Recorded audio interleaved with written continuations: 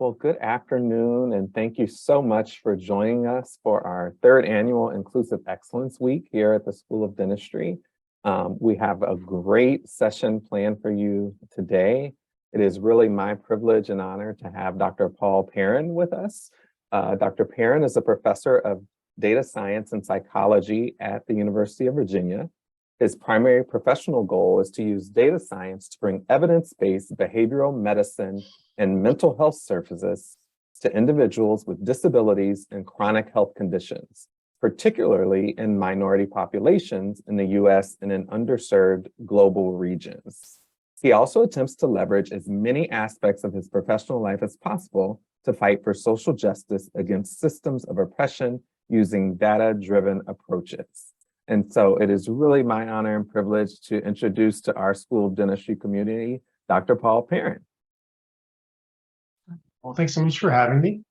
My talk today is called Clinical Work with Patients of Color Amidst National Race-Related Events. I do want to apologize. My mother-in-law just came home with my 1-year-old from daycare. And so if you hear some screaming in the background, that is the reason. But I've got my audio filter on Zoom, so hopefully you don't hear too much of it. All right, here's our agenda. So we're going to discuss some of the history of racism in US communities and its present day manifestations. Second objective is we're going to consider how national race-related events affect the mental health of patients of color that you might encounter in your clinical practice. And then we're going to discuss some tangible skills for addressing these events with patients and creating culturally supportive clinical encounters.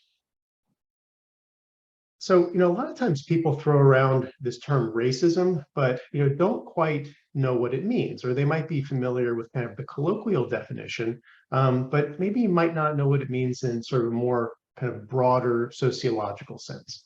So in order to understand racism, we first have to think about the terms race and ethnicity.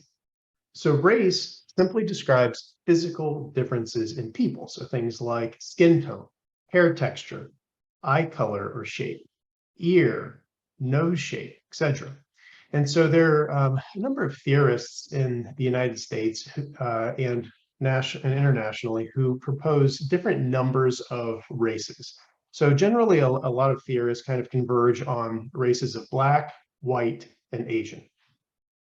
And then ethnicity, by contrast, has to do with cultural identity that's tied to race or to other aspects of identity, things like geographical region, language, food, heritage, values, beliefs, etc. And so example ethnicities would be African American, European American, Asian American, Latino, Latina, Latinx, or Latin. Now, when you think about racism, a lot of times kind of, intense examples might come to mind. So you might think about historical manifestations of overt racism in the United States, like white people and folks of color having to drink from different drinking fountains, like in the 50s or 60s. You might think about overt job discrimination based on a person's race or ethnicity. You might think about a Ku Klux Klan rally or demonstration. But when we're thinking about those examples, that's often the dictionary definition of racism. So the one that people are most familiar with is this kind of dictionary definition, which is prejudice, discrimination, or antagonism directed against someone of a different race or ethnicity based on the belief that one's own race is superior.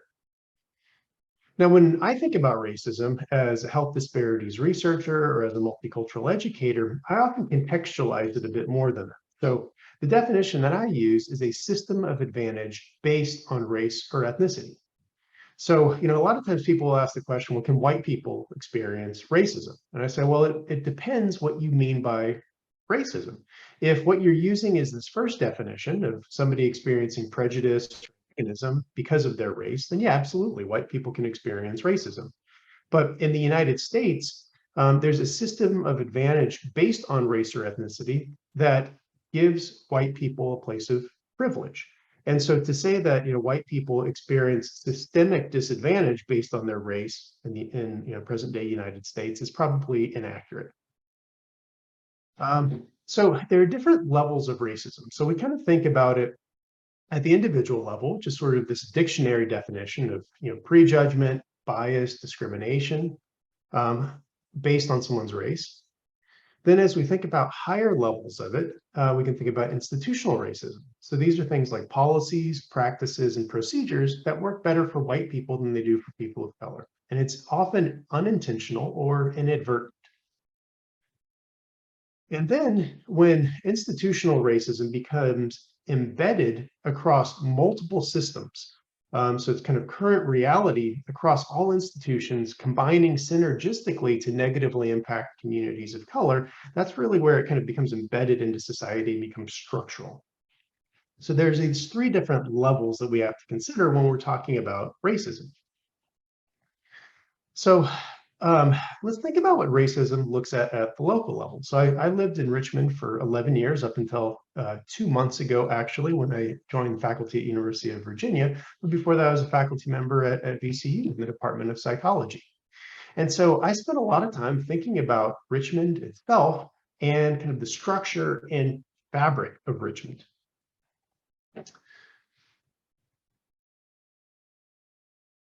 So if I were to show you just kind of a Google map of Richmond, you might see some different areas that are here, and some different images might come to mind based on those different areas. So like the types of people who live in different regions, the socioeconomic status of different areas or regions of Richmond. Of course, as VCU has two campuses, so the academic campus and the medical campus in kind of this downtown area. You have the Fan, which sort of displays out, and it's sort of a gentrified area, generally kind of wealthy. As you move further into the West End, it becomes wealthy. By contrast, the East End or north side of Richmond often is an area comprised more of kind of urban poverty, depending on sort of the specific neighborhood that you're looking at. So I don't know if you've ever seen this, but there is a company called Judgmental Map. And what they do is they go into different cities and they ask people who live there what the stereotypes are about the different communities or neighborhoods. And then they create a map based on what people say. So you can see things like food desert. You can see where I used to live, which was the far West End. I lived up here near Deep Run Park, so right below Ned Flanders and directly under the H in suburban hell. And obviously, some of these are offensive, but nonetheless, I think maps like this kind of give you, some indication of kind of what different areas are like, or at least what stereotypes are about those different areas. And so, we can kind of take a step back and think about the racial and ethnic fabric of Richmond. So, of course, you have these sort of like segregated pockets that exist around Richmond, but in Richmond City itself, about 57% of the city population is Black. Conversely, about 38% is white. You have a smaller representation of folks with two or more races and Asian individuals. And then within the city itself, only about 2.57% identify as Hispanic or Latino. And of course, as you're probably aware, there's a very large kind of Spanish-speaking Latino, Latinx community that lives sort of south of the river and sort of the Midlothian area. But let me kind of ask you this rhetorical question that you can think about. So what is the racial climate like in Richmond? Of course, you're aware of its historical status as the former capital of the Confederacy. But what does the current racial climate look like, or how would you describe it? So a couple years ago, when I was creating this slide, I Googled the terms Richmond and race. And this was the first picture that came up, which was the international bike race that occurred maybe about 6 or 7 years ago in Richmond.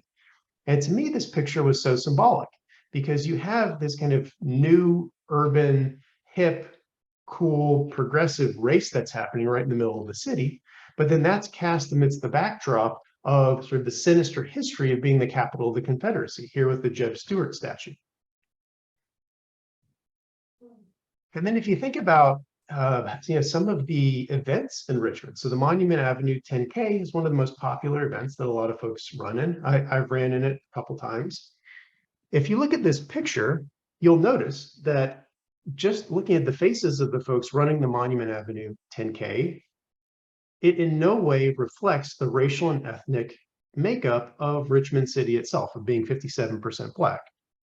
And, of course, you have to think about, well, if a race is being run on literally Monument Avenue beneath statues to Confederate war generals that fought in part to keep folks in slavery, maybe that's not a super supportive environment in which to invite the larger community. And you're obviously aware that these statues have come down, and there's been a huge protests over the past several years around these statues. But nonetheless, there's this kind of fabric, there's this history that exists that comes out in the present day reality of Richmond and in the patient populations that you're engaging with.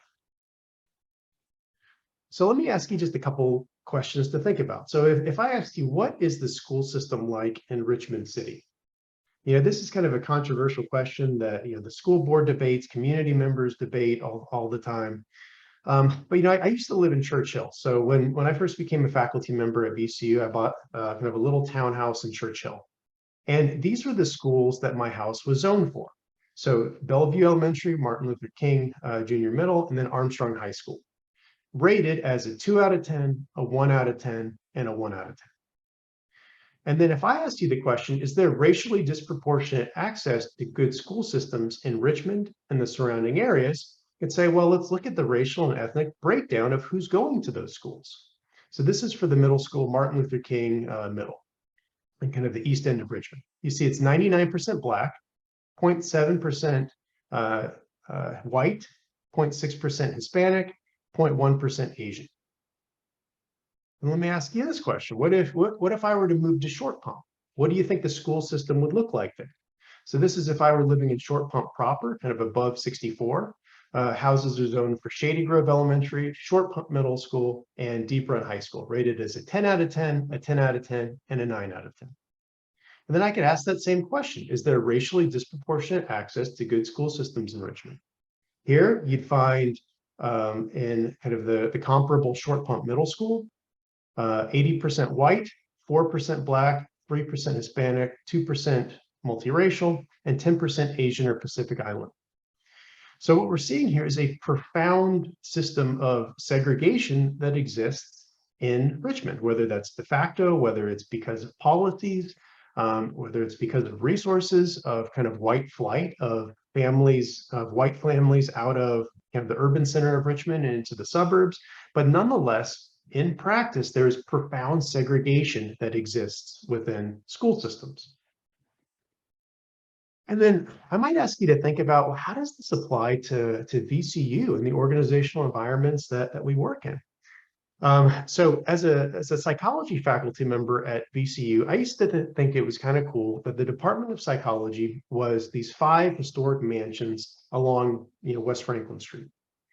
And each of them were built in the 1890s. So during this kind of golden age of Richmond, Reconstruction after the Civil War, when there was a lot of money flowing into Richmond, mainly because of the tobacco crops and tobacco industry in the area. And I often had to think, so I had this really cool office with a balcony that was overlooking Monroe Park. And so I had kind of the main sort of parlor office within the building.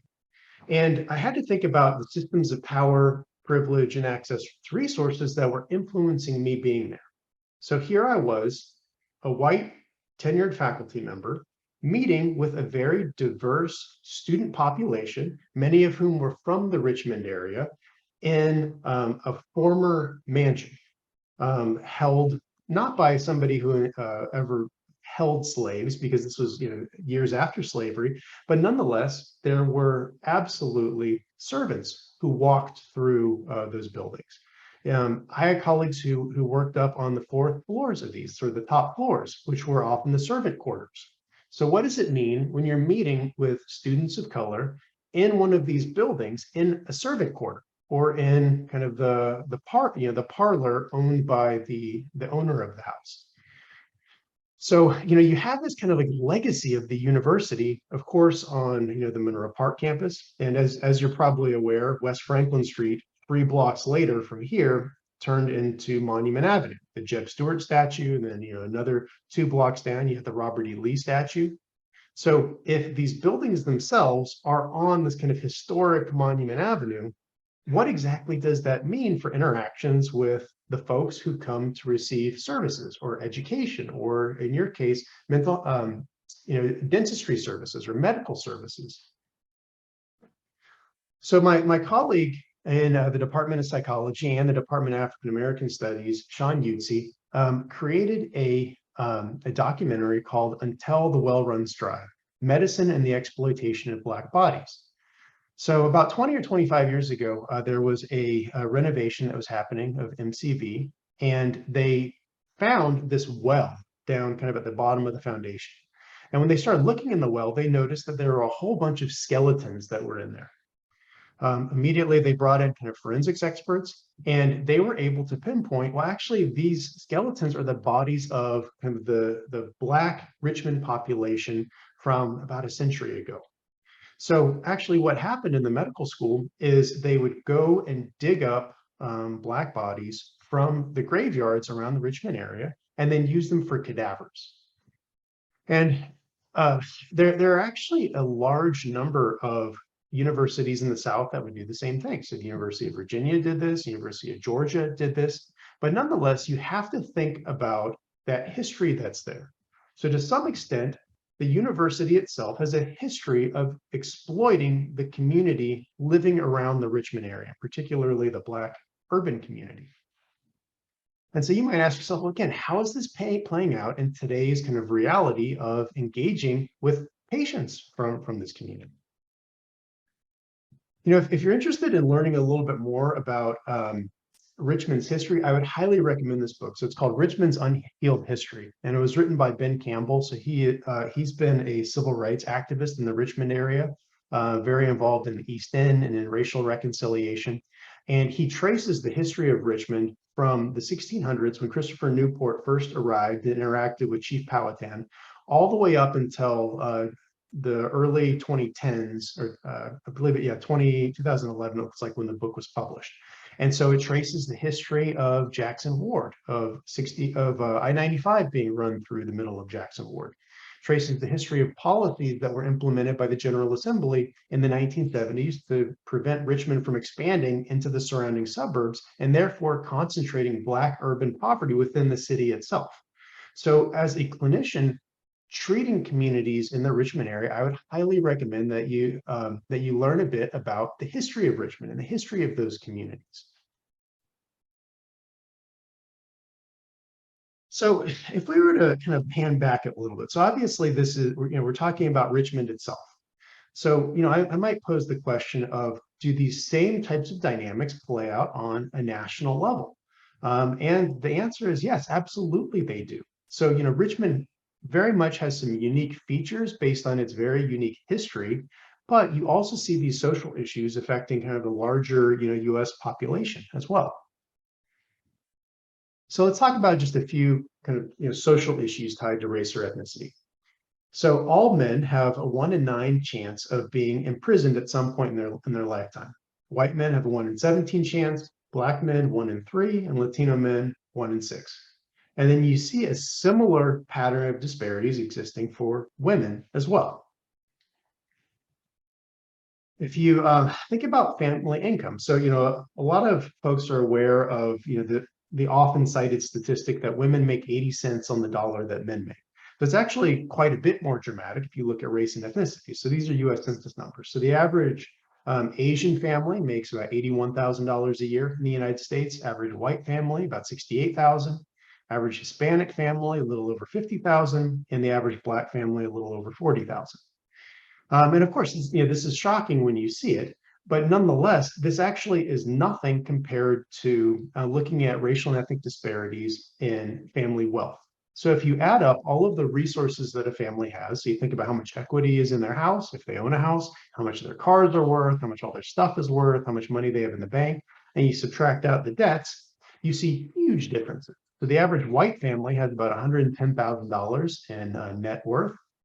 Average Asian family, just under 70,000. Average Hispanic family, just under 7,500, and average Black family, just under 5,000.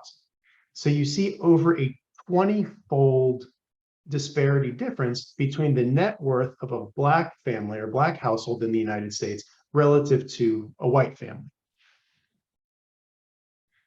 So you might ask this question, well, why are these problems here?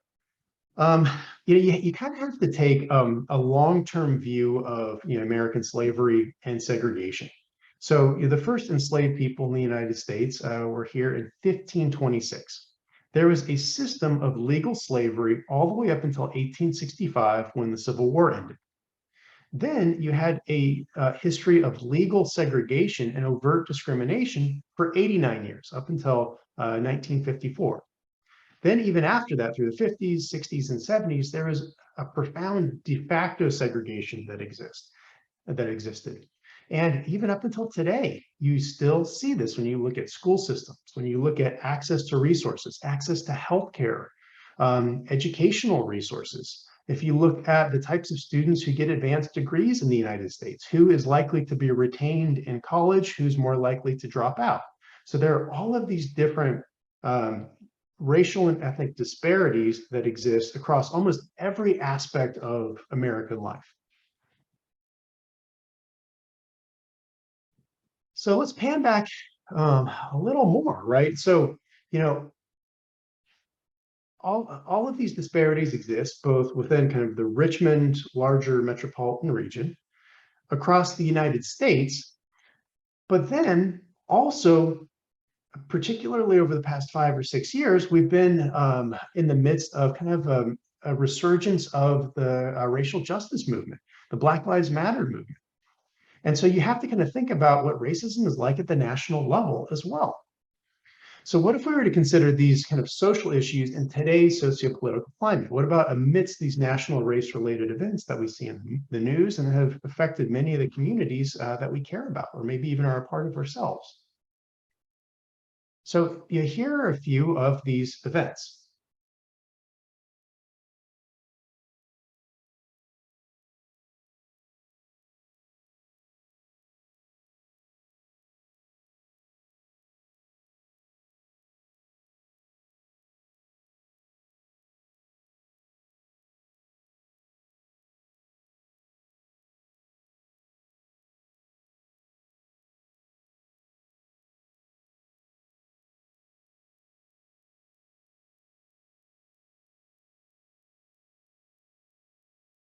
So, I might pose the question to all of you, what bearing these national race-related events have on the functioning of the patients of color that you're working with, on maybe the dynamic between you and your patients, on presenting issues that might come up.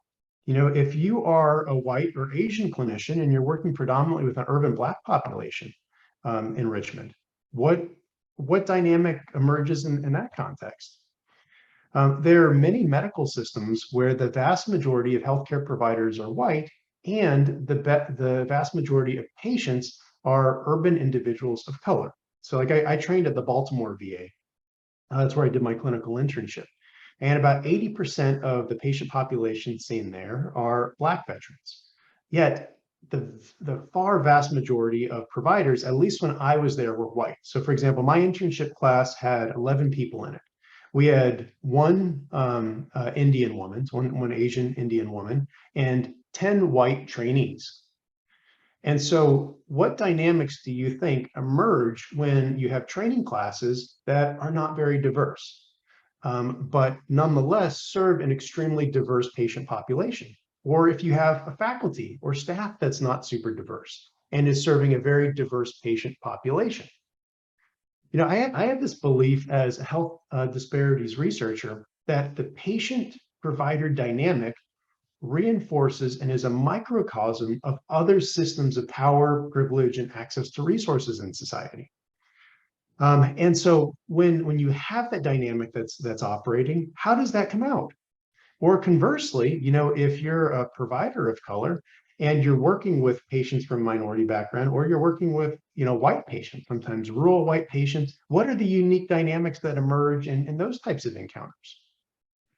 Or how do these play out in presenting issues with things like health behaviors? So, what I might kind of pose then is, okay, so we know that these larger systems of oppression are at play in the United States. These systems come out in the context of some of the kind of culturally supportive, of some of the kind of clinical relationships that we might have with our patients. And, you might be interested in creating more culturally supportive clinical relationships. So I'm not going to tell you that adopting some practices can all of a sudden undo the effects of racism, or can overcome health disparities, or can motivate someone to all of a sudden engage in far better health promoting practices. But what I can tell you is that you can do certain things to create a more culturally supportive clinical relationship with your patients. And I think that's really important. So, if that clinician-patient interaction to some extent mirrors these other societal systems of status, power, and access to resources, like you kind of have to think about what some of the potential consequences for relationships would be when you're working with patients from marginalized social groups. So this can be things like, a separation from the community, right? You might be treating a community that you're not a part of. Maybe you came to Richmond for your clinical training, you're from somewhere else, and maybe you go somewhere else after your clinical training is done. Or maybe you are from Richmond, you've grown up there, you're devoting your life to kind of serving the Richmond community. Great. But nonetheless, you have to think about how that dynamic might be coming out or playing a part in the relationships you're building with your patients.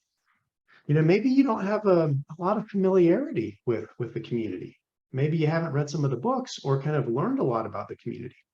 I supervised a lot of psychology PhD students and postdoctoral fellows over the years, and I can tell you that very few of them were from the Richmond area. So a lot of times they would come to Richmond, train with me, and a PhD is a super involved endeavor, especially in my field where people are getting both clinical training and research training.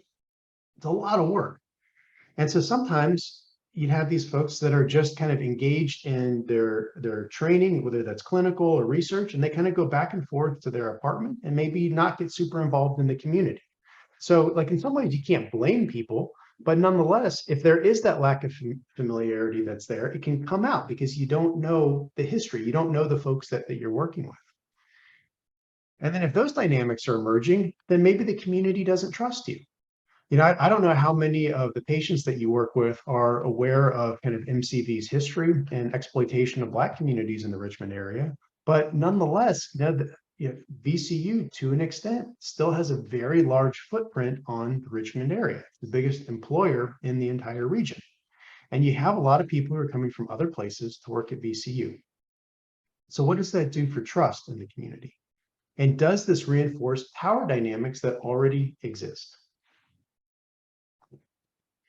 So if you don't address these dynamics effectively, there's been research that suggested that experiences of cultural insensitivity in helping encounters reduces the use of services and erodes confidence in the provider's treatment plan. So you have more disengagement. You have lack of adherence to a treatment plan if there's a lack of cultural sensitivity in those helping encounters. So let's get practical, right? We're being very kind of, sociological, we're being, kind of philosophical, values driven in some way, and that's great, but how do we make this practical? So what I would say is let's think about the stuff that you already do. So I don't know if you know this guy. This guy is huge in my field of psychology. So this is Carl Rogers. So he was the one that coined the term, client-centered therapy, or what now is kind of like a patient-centered approach to medical care. And he said that in a helping encounter, whether that's psychology or anything else, there are three critical ingredients. So these are empathy, genuineness, and unconditional positive regard. So I'll say that again: empathy, genuineness, and unconditional positive regard. So let's talk about how that might play out in some of the work that you do and from kind of a cultural perspective. So cross-cultural empathy, what you're doing is you're listening for, and if they come up, validating the patient's perspective, and particularly emotions related to racial and ethnic experiences. So sometimes these can be things like isolation, invalidation, feeling excluded, feeling discriminated against, or conversely, important cultural values that might come out that are actually kind of positive aspects tied to a person's racial or ethnic experience. So there's this technique that we use in psychology. This is usually something that we do with suicide training. So, if we're assessing for suicidal ideation, a lot of times I teach my students to say, you need to do a very direct paraphrase to get at it. So you need to say, it sounds like you're thinking about killing yourself. That sounds like a really intense thing to do, but when a clinician does that in kind of a helping relationship, it often kind of clears the air, and then the patient can say, yeah, actually, I am. So it creates almost like a vacuum for them to be able to disclose those things. So what I would say is you can use that same technique of name the taboo with regard to racial and ethnic issues. So I would suggest that you address them directly and validate them instead of pretending that they're not there. So you can say things like, you're right, we're from different backgrounds, and I probably don't fully understand all the stressors that you're going through. Or you might say something like, yeah, why would you trust me? As you've said, people like me have done a really poor job of earning your trust in the past.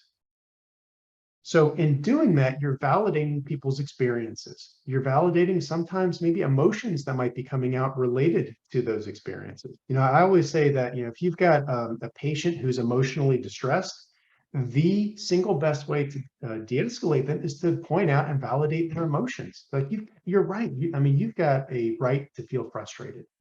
You've got a right to feel unheard or ignored. Thank you for telling me.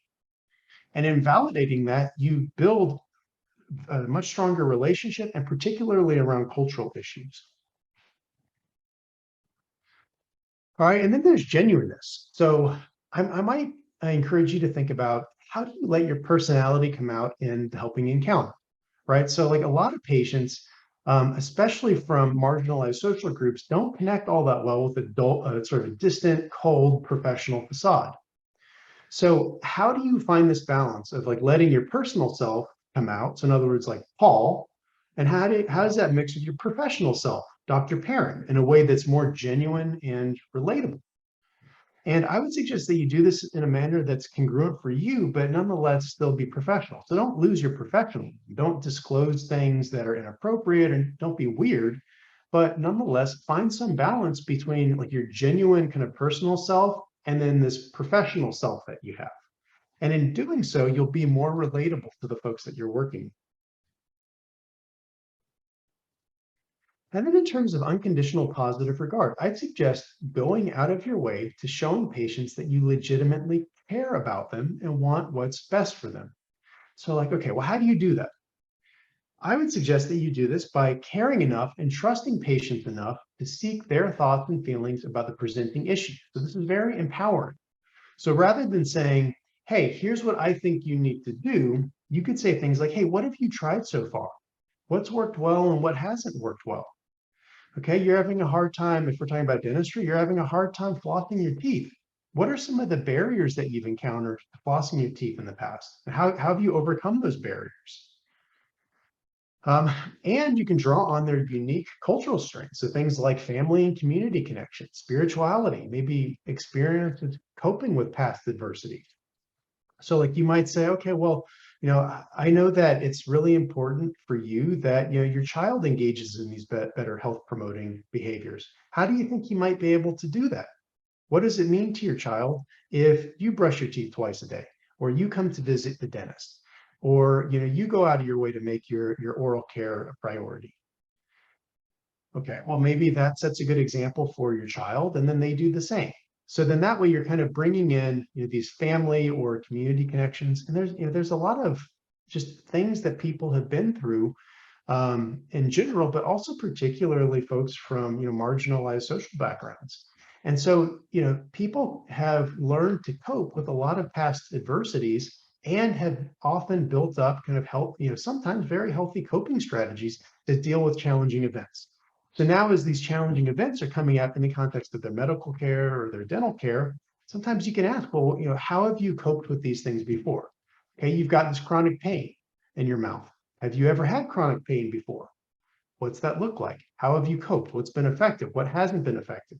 And so again, you're empowering the patients to be sort of co-creators along with you of the treatment plan and what's in their best interest. All right, got a few minutes left for questions or comments. I saw there were a couple in the chat, and other folks can feel free to chime in as well.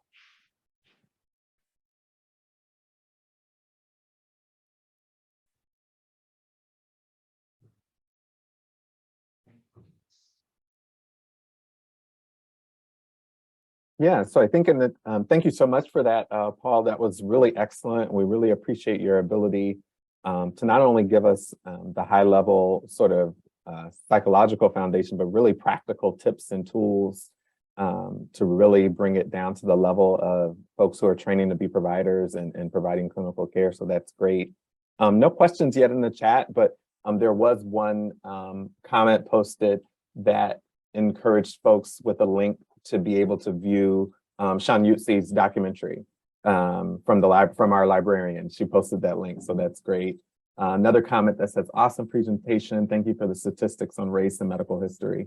So yeah, we actually show that documentary to our second year students in my ethical decision-making and professionalism course, just because it's literally almost across the street, right, where that took place. So it's really important in terms of the context that people are aware of that. Any parting thoughts you'd like to share with the group at all? I think you presented us with a lot of great information.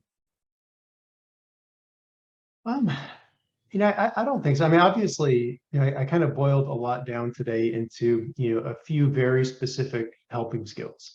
And so as a healthcare provider, I think there are a lot of other things that you have to consider too. And, think about not just intervening on sort of the one-on-one level with your patients, but also maybe intervening more, systemically. So, are there programs in place to increase access to, good evidence-based dental care?